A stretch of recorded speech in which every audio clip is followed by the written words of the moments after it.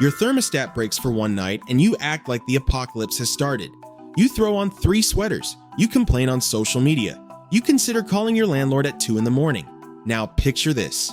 No house, no sweaters, no landlord, just open grassland, howling wind, and a temperature of minus 50 degrees Celsius.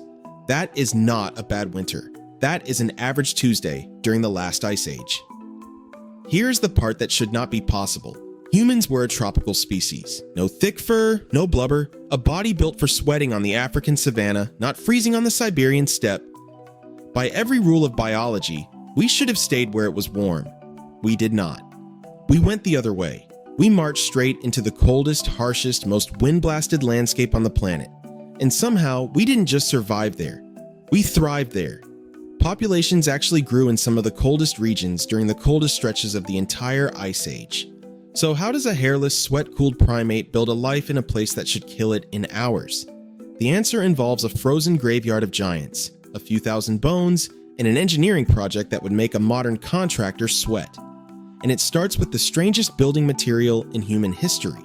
There were no trees on the Ice Age steppe, no forests, no lumberyards.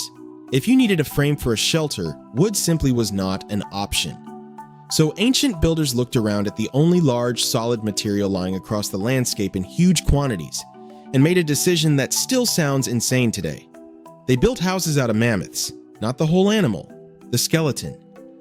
In Ukraine, at a site called Mezhirik, archaeologists found a dwelling built from the remains of at least 95 separate mammoths. 25 skulls form the base, stacked around the perimeter like foundation blocks. 39 curved tusks were arranged overhead as roof beams, bending the same way architects today curve steel to hold weight. The jawbones on one side were slotted together, standing upright in a tight, repeating pattern, almost decorative, almost intentional, like someone wanted it to look good and not just survive a storm. For decades, researchers assumed this place was a quick, temporary stop. Set it up, survive the season, move on. New research published just recently, using radiocarbon dating on tiny rodent bones buried in the same layer, completely rewrote that story. The shelter wasn't used for one winter. It was maintained, repaired, and lived in for up to 400 years. That is not a campsite. That is a multi-generational home, passed down the way you might inherit a house from your grandparents, except the walls are made of skulls. Travel a bit further into Russia, to a site called Kostenki, and the scale gets even more dramatic. One circular structure there measured about 12.5 meters across and required at least 30 separate mammoths worth of bone, nearly 3,000 individual pieces. Genetic testing on those bones found something fascinating. Most of them came from female mammoths, which suggests the builders weren't hunting massive bulls one at a time. They were collecting bones from herds that died together near rivers, then hauling that raw material, sometimes from animals that had already been dead for centuries before the shelter was even built. These people were essentially mining fossils to build a house. This was never a one-person job. Lifting a mammoth skull that can weigh over 100 kilograms, positioning it precisely, and locking it into a structure that has to survive Ice Age winds takes coordinated teamwork. Researchers estimate it required 15 to 20 people working together just to lift and place the heaviest pieces. That means organized labor. That means trust. That means a level of social cooperation we usually associate with much later, much more civilized societies. Okay, so you have a frame made of skulls and tusks. Great. It is still minus 50 outside. How do you actually stay warm inside a house built from a skeleton? The answer is, once again, the mammoth. Fresh or partially dried mammoth bone, especially the spongy interior, is absolutely loaded with fat, sometimes 15 to 20% of its weight. That fat makes bone an incredible fuel. Burn it correctly, and an Ice Age hearth could reach temperatures between 500 and 700 degrees Celsius using barely any wood at all, just a tiny 5% to get the fire started. The skeleton wasn't just the walls, it was the fuel tank. Clothing solved the rest. And here the story splits into 2 very different survival strategies. Neanderthals leaned on their bodies. Stocky frames, shorter limbs, a wider chest, all of which reduced surface area and held heat in. Their metabolism is estimated to have run 8 to 40% higher than ours, fueled by a diet absolutely loaded with protein and fat, sometimes burning over 4,000 calories a day, just to stay warm. Modern humans took the opposite path. We kept our lean, tropical bodies. Instead of evolving a built-in heater, we engineered one. Early clothing was just a loose hide thrown over the shoulders, better than nothing, but it still let cold air sneak in around the edges. Then someone invented the eyed needle. Suddenly clothing wasn't draped, it was tailored. Tightly fitted layers sewn together, trapping body heat the way a sleeping bag does today.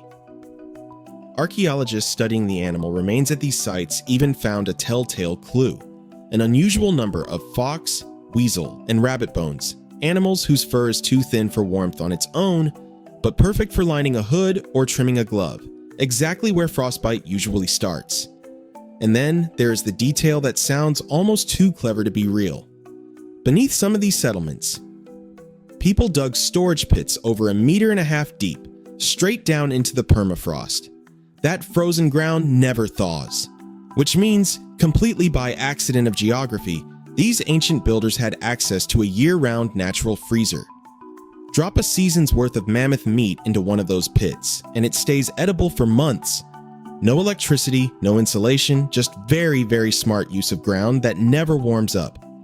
Now here is where this stops being just a cool fact about ancient camping, and starts being a story about the human brain.